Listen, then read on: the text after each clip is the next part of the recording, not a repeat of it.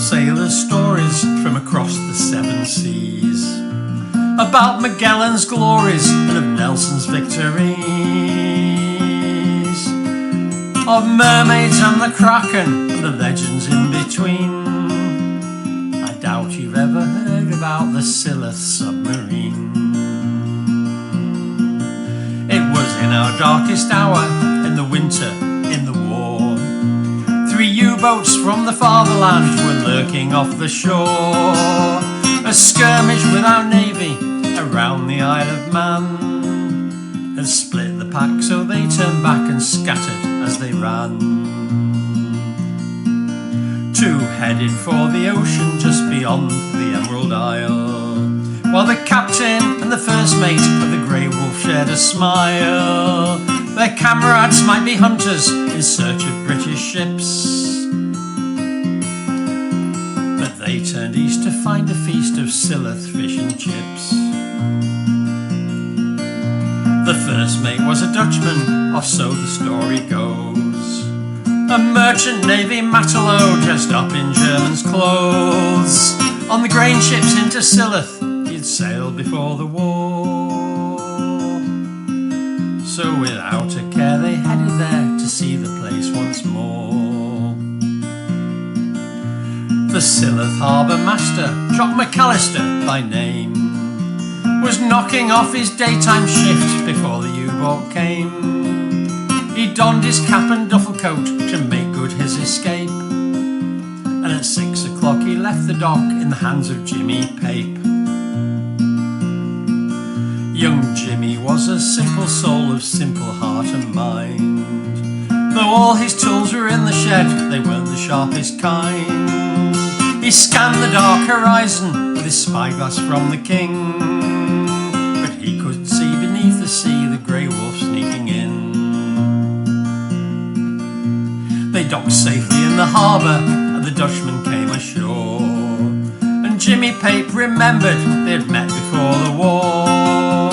He shook his hand and smiled at him and said, "How have you been?"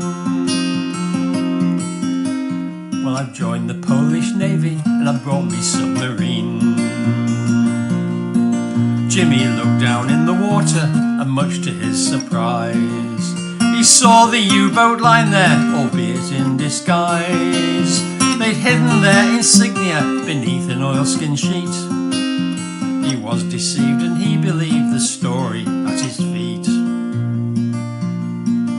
Then the first mate and the captain, who spoke English like a lord, came along to Jimmy's hut and he welcomed them aboard.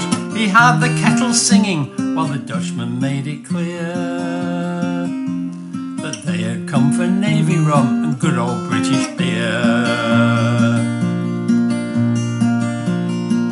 They borrowed a sack barrel from beside the railway track, and they headed to Silloth to bring beer and spirits back. The barmaid at the Albion and the Dutchman were old mates, so with a grin she sold him Jim an IPA in crates. They turned back towards the harbour with a cargo from the pub, stopping at the chip shop just to buy the crew some grub. There's a young girl at the counter and the Dutchman asks her please, cod and skate for 48 with chips and mushy peas. Back on board the submarine, moored at the harbour side, they had a rare old party while they waited for the tide. His hut upon the jetty, Jimmy heard the how do you do. It seemed the Polish Navy enjoyed Tipperary too. It was in the wee small hours just before the break of day, as the ebb tide rushed beneath the Grey Wolf slipped away. There was nothing on the quayside to show that they were here, except for old chip wrappers and for empty crates of beer. In among the empty bottles was a postcard from the crew. It read, "I hope we can meet again when this damn war is through." It was a picture of the U-boat, but I should make it plain that the Grey Wolf and the Dutchman, they were never seen again.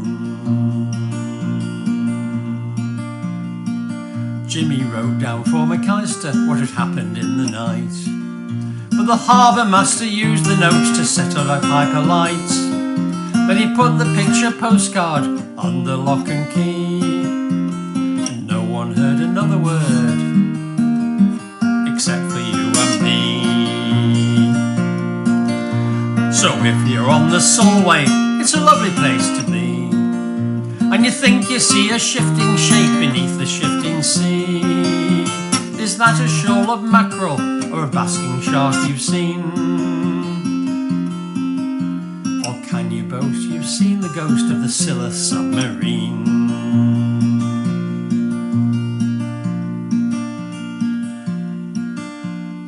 Underneath the Solway, beneath the Irish Sea, along the coast of Cumbria, look and you may see the ghost of a U-boat, and let's all hope, looking back through his periscope, the ghost